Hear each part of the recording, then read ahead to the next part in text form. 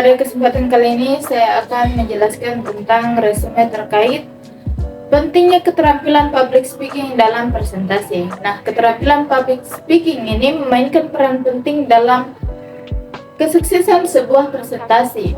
Kemampuan untuk mengkomunikasikan ide-ide dengan jelas dan membangun hubungan yang kuat dengan mereka merupakan faktor utama dalam mencapai tujuan presentasi.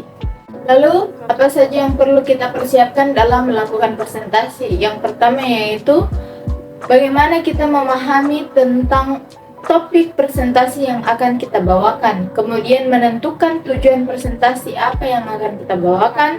Yang ketiga yaitu penelitian dan pengumpulan materi. Yang keempat yaitu penyusunan kerangka presentasi. Apa saja persiapan awal yang harus kita lakukan dalam presentasi? Yang pertama yaitu pemahaman kita tentang topik yang akan kita presentasikan. Kemudian menentukan tujuan presentasi kita. Yang ketiga yaitu penelitian dan pengumpulan materinya. Kemudian yang terakhir yaitu penyusunan kerangka presentasinya. Adapun pengorganisasian dalam presentasi, yang pertama yaitu pendahuluan, di mana ini digunakan untuk menarik perhatian audiens dalam mempersiapkan mereka untuk menerima topik yang akan kita sampaikan.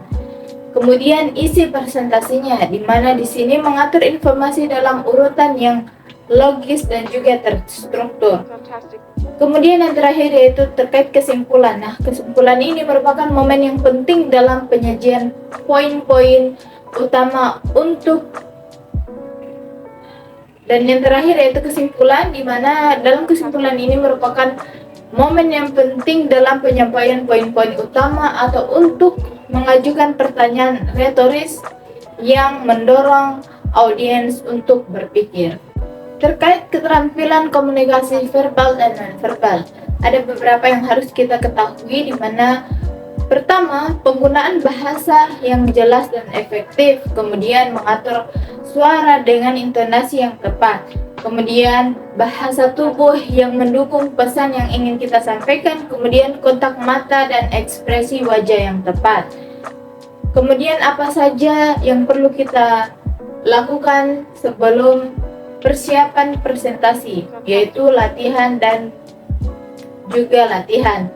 Jadi apa saja yang harus kita siapkan dalam presentasi? Yang pertama itu kita harus mengenal audiens kita, kemudian kita harus memahami materi yang akan kita presentasikan, lalu terus latihan pengucapan dan juga intonasi, kemudian menerima umpan balik dan melakukan perbaikan. Adapun pembelajaran yang paling berkesan dalam pertemuan kali ini yaitu terkait dengan bagaimana kita mempresentasikan segala sesuatunya dengan baik. Juga kita dapat mengetahui hal bahwa ternyata presentasi itu sangat penting bagi kita sendiri, terutama kita mahasiswa. Hal yang perlu saya perbaiki adalah bagaimana saya masih terbata-bata dalam penyampaian presentasi, juga terlalu melihat topik presentasi.